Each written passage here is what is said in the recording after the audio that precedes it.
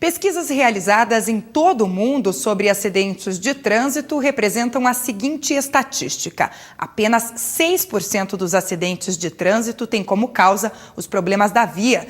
30% dos acidentes têm origem em problemas mecânicos e a maioria deles, ou seja, 64%, tem como causa problemas com o condutor. De fato, são números interessantes e preocupantes. E se os lembretes de direção defensiva não ficassem somente na teoria, pessoal, muitos acidentes poderiam ser evitados com certeza. As estatísticas mostradas comprovam, né? E é isso mesmo, né, professor? Olha, infelizmente, quando nós falamos em trânsito, a gente tem que aliar o acidente de trânsito. O Brasil hoje é um dos 5 países com maior incidência de acidentes graves e mortes no trânsito. Dados da ONU, do projeto Vida no Trânsito, comprovam isso.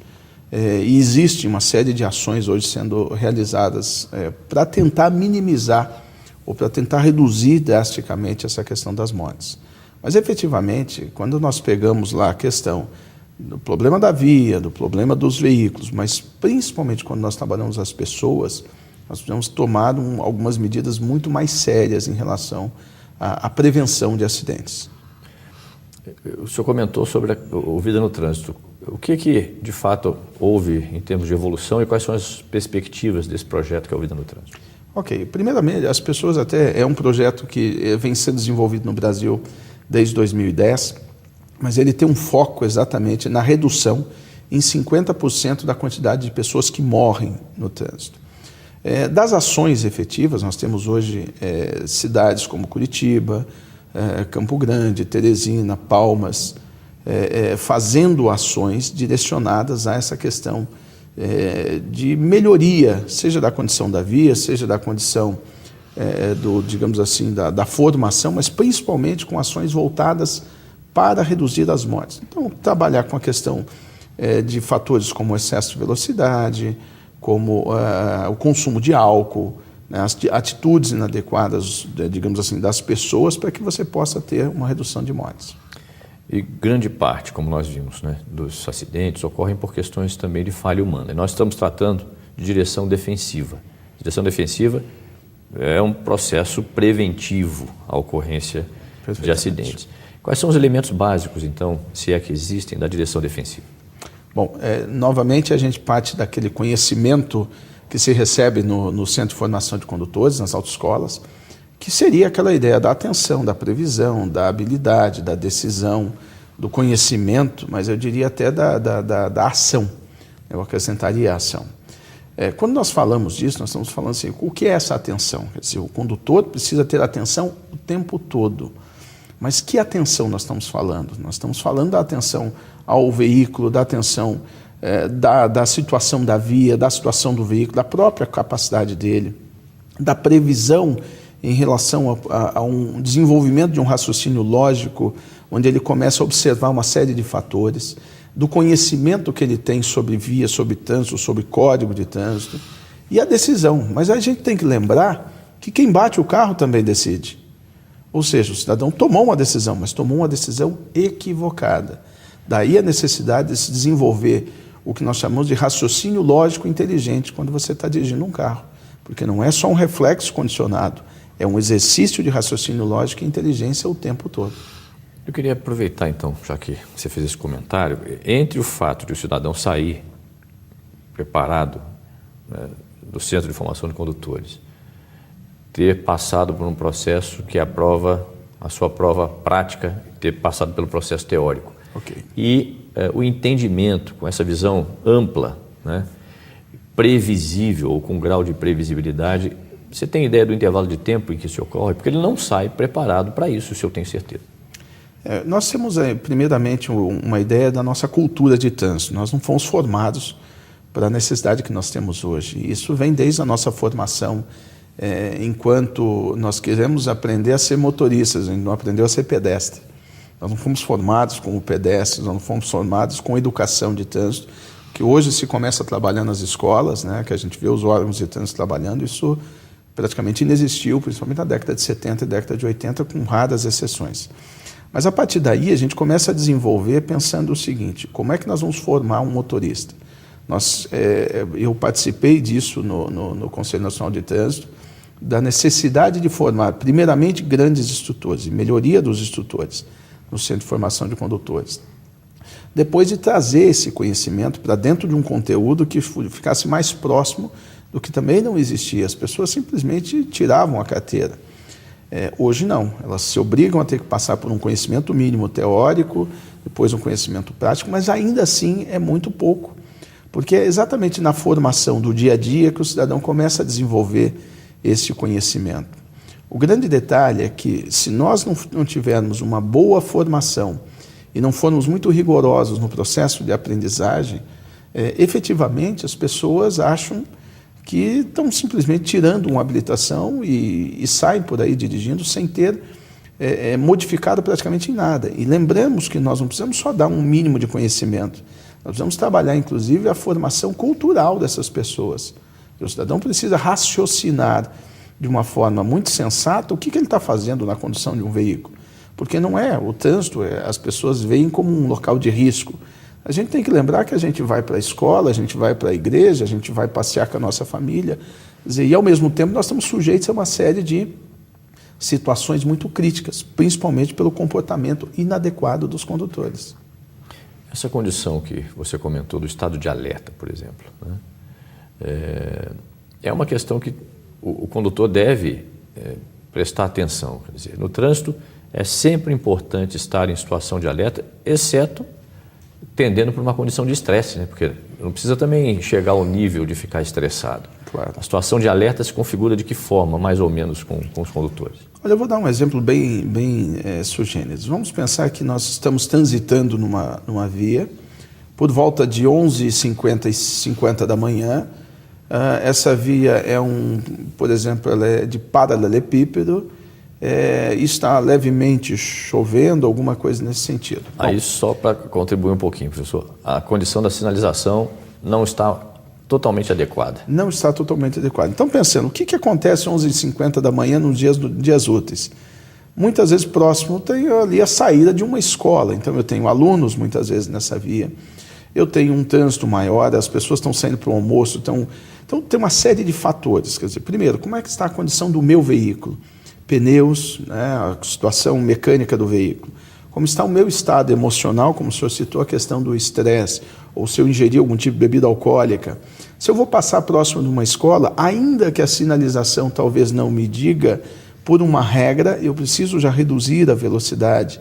Eu estou transitando com um tipo de piso, seja paralelepípedo, asfalto, alguma coisa assim, digamos, a funcionalidade dos freios numa pista vai mudar completamente. Então vejam que eu preciso analisar uma série de fatores para conduzir o meu veículo de uma forma a minimizar drasticamente o risco da ocorrência de um acidente.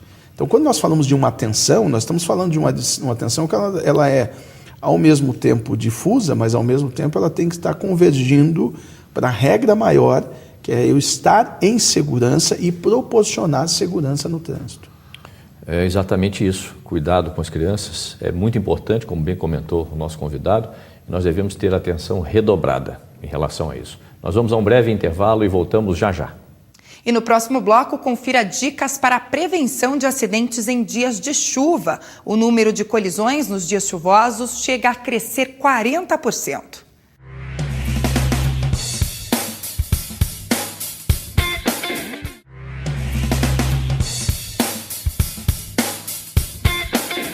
Os dias chuvosos exigem atenção redobrada aos motoristas, pois o número de acidentes aumenta. A falta de visibilidade, aquaplanagem, alagamento e perda do controle do veículo estão entre os principais riscos ao dirigir na chuva. Segundo a Polícia Rodoviária Federal, nesta época do ano, as condições climáticas elevam o risco de acidentes em 30%. Os índices de fato são expressivos, professor, e também são índices comprovados. Nós mesmos, nas ruas, vemos acidentes com frequência, com os dias de chuva principalmente. E algumas regras são importantes e que pouco nós respeitamos, como de fato isso acontece. Por exemplo, a distância ideal entre veículos. Ela tem que ser diferente num dia seco e num dia chuvoso, né? Bom, é muito importante a gente relembrar, quando a gente fala dos acidentes, que grande parte dos acidentes acontece em pista seca, bem sinalizada e durante o dia, né? Mas o que nos chama muito a atenção quando nós temos algumas intempéries, por exemplo, a chuva, a neblina, geada, e no nosso caso, no sul do país, nós temos até a questão de neve em alguns pontos, qual é o comportamento que eu preciso ter em relação principalmente a essa distância. Quando nós falamos de uma distância de segurança, nós temos que observar alguns fatores. Primeiro, o que é uma distância de segurança? Nós estamos falando de uma distância entre a reação do condutor e a frenagem, o tempo de parada efetiva de um veículo. Como é que eu calculo, como é que eu vejo isso? Alguns me dizem, muitas vezes nos cursos, nas palestras, que a distância é o tempo em que eu consigo ver o para-choque do veículo da frente. E isso é tão perigoso, porque quando nós vamos entender, a gente tem que lembrar primeiramente da aula de física, né? Nós temos que lembrar o que é o atrito, nós temos que lembrar esse grip que o senhor acabou de citar exatamente, porque nós estamos, por exemplo, andando com um veículo dentro de uma pista numa cidade, no máximo 60 km por hora, e a 60 km por hora, nós circulamos aproximadamente 17 metros por segundo. Se eu preciso, por uma regra de aproximadamente 3 segundos, eu teria que ter alguma distância entre 45 a 50 metros para estar numa distância bastante segura, que seria o tempo de reação, porque o tempo de reação é o condutor perceber a situação, tirar o pé do acelerador, frear, o sistema de freio começar a funcionar e efetivamente parar o veículo. E começar, a partir desse momento também, os pneus a tomarem, digamos assim, grudarem no piso, ter o tempo de arrasto e efetivamente o veículo parou. Se eu tenho um tempo e um espaço adequado, quer dizer, como é que eu vou calcular quando eu estou andando com o meu veículo esse aproximadamente 50 km por hora? Então, por exemplo, quando eu estou numa rodovia, existe a regra, aquela muito utilizada comumente, a história do 1001, onde eu marco um ponto fixo, conto 1, 2, 3, ou 1001, 1002, 1003, eu estou aproximadamente nessa velocidade a 50 metros de distância. Ou, o que observa-se muito é que quando eu estou conduzindo o meu veículo, eu preciso também começar a pensar, a visualizar essa distância nessa velocidade, 40, 50 metros para o veículo da frente. Mas claro que alguém vai me perguntar, mas dentro da cidade, como é que eu consigo manter essa distância? Ora, muitas vezes eu não vou conseguir manter toda essa distância, mas volto para a questão da atenção. Se eu não estou dentro da distância adequada, eu primeiro preciso tentar diminuir a minha velocidade para aumentar o espaço entre um veículo e outro, e com isso eu começo a observar mais o trânsito ao meu redor. Esse processo de distanciamento do veículo e capacidade de frenagem, com o tempo a pessoa começa a perceber, por exemplo, naquele veículo, né, com que intensidade ele tem que frear para que haja a efetiva parada, né, claro, do veículo. Isso é comum acontecer também, a pessoa se adapta às condições de frenagem do veículo, mas é a prática, né? É a prática. Primeiro porque a maioria das pessoas, se a gente for pensar, elas freiam o veículo, mas elas nunca precisaram dar uma frenagem de emergência, o que é muito diferente. Isso é importante. Quer dizer, acelerar é uma coisa, né, professor? A Exatamente. Capacidade de frenagem é outra. E frear de emergência é aquele momento em que você vai efetivamente bater o pé no seu freio e o carro vai travar todo o sistema. Agora, travou todo o sistema, tem que lembrar da física. Quando um objeto adota digamos assim, uma trajetória, se o carro travar, ele vai embora. Você vai virar um passageiro dentro do carro. Então você precisa saber o momento de frear. Em alguns momentos você vai pisar e tirar. Ou seja, tem uma série de técnicas que a gente aprende durante a condução de um veículo, durante a prática de um veículo, que efetivamente muitas pessoas não têm esse dia a dia. Elas vão seguindo, só que quando chega no momento em que ela efetivamente precisa parar de verdade, ela não sabe o que fazer. Outro detalhe que eu acredito que é importante, muitas vezes as pessoas com carro, né, com câmbio manual, com embreagem, elas costumam, por mecanismo de reflexo, frear e acionar a embreagem. Quer dizer, elas estão perdendo o freio motor do veículo, não é isso? Sim. Isso é também outra tática, né? É uma técnica, é uma tática, porque na verdade isso a gente vai aprendendo ao longo de uma série de atividades, né? Hoje nós temos trabalhado muito a questão da própria formação dos instrutores, né? Tá tentando trabalhar a questão da técnica da pilotagem, entre aspas. Não que a gente vá ser piloto, mas o conhecimento que nós precisamos ter para conduzir um veículo é algo muito maior do que a gente imagina. Como que eu devo frear o meu veículo, como que eu devo segurar o volante de um veículo, como é que eu devo interagir com os pedais. E isso, o condutor, naquele momento, quer dizer, ele freia, ele não toma a atitude correta, quando ele vê, ele bate. Então, se ele não está numa distância adequada, se ele não tem o conhecimento sobre aquele tipo de frenagem dos vários tipos de piso, se ele não conhece várias técnicas, muitas vezes ele acaba se envolvendo em acidentes, e acidentes muito graves, acidentes que muitas vezes acabam sendo fatais. Você comentou sobre a incidência de acidentes maior em condições secas do que com o piso molhado, que já nos traz uma condição de prevenção. Sim. No piso molhado, a aquaplanagem, como proceder se o carro aquaplanar? Bom, a pergunta é muito boa. Primeiro porque poucas pessoas já passaram por uma aquaplanagem, né? Nós já passamos por aquaplanagem, principalmente nos cursos, a gente quando vai trabalhando isso. E eu me recordo quando fiz o primeiro curso e trabalhei com aquaplanagem, a tendência é nós observarmos a velocidade da via e ver que a aquaplanagem literalmente é você passou por uma lâmina d'água, você vai perder a determinada velocidade, você vai perder o controle do veículo por completo. Ou seja, você vira um passageiro dentro do carro. Então, a primeira questão, existe uma técnica que diz que você deve mexer os volantes, que você tira o pé do acelerador, não freia o veículo, tenta reduzir a marcha, ou seja, para tentar fazer com que o veículo assente no solo. A questão é que tudo isso que eu disse demora mais do que 1 ou 2 segundos do tempo em que o veículo já está praticamente sem controle.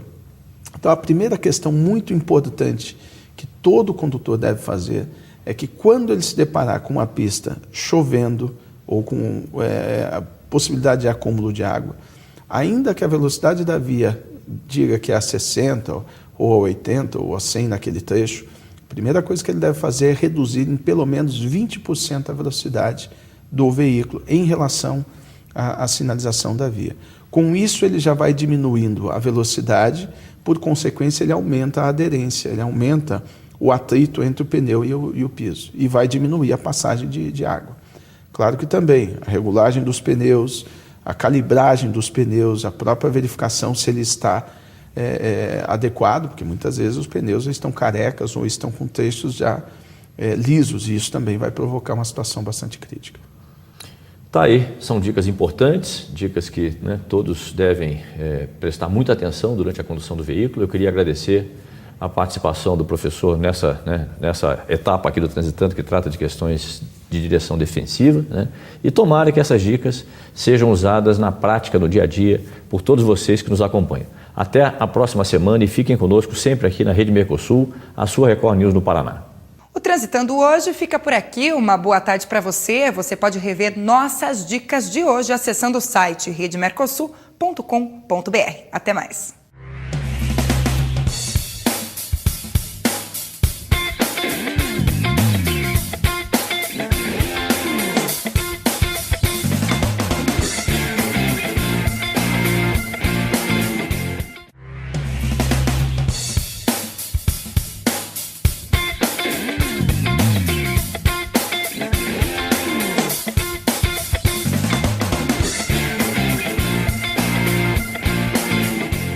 De acordo com as pesquisas do Departamento Nacional de Infraestrutura de Transporte, o DENIT, o Brasil perde 35 mil pessoas ao ano em acidentes rodoviários. Por causa destes acidentes, anualmente, cerca de 100 mil pessoas ficam inválidas e outras 400 mil ocupam os leitos dos hospitais durante muitos dias. Esses dados levam à reflexão sobre a necessidade de trabalharmos mais com a prevenção dos acidentes rodoviários e sobre os procedimentos de segurança para reduzi-los ou evitar suas consequências. Marcos Tradi, é com você. Olá, Thaís, e a todos os telespectadores. Para nos dar dicas de segurança no trânsito e explicar um pouco sobre direção defensiva, que muitas vezes nós só lembramos na autoescola, hoje eu recebo o professor e instrutor, o Adilson Lombardo. Boa tarde, Adilson. Obrigado pela sua disponibilidade em participar do nosso programa Transitando. Boa tarde, professor Marcos. Estou à disposição. O tema é interessante, né? Nós, inicialmente, professor, nós vamos relembrar alguns itens, um a um, que tratam das condições adversas. Vamos lá a esses itens durante o processo de deslocamento ou durante a condução de um veículo.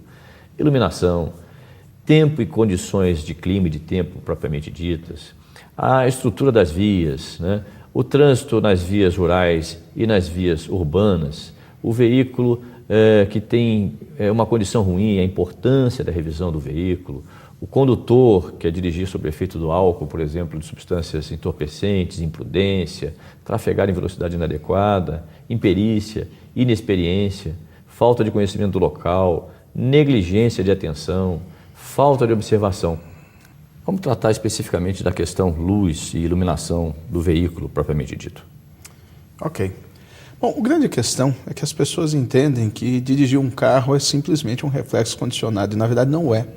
Existem uma série de elementos, né? Quando nós falamos de condições adversas, nós estamos falando de situações que podem, em algum momento, dificultar a condução de um veículo.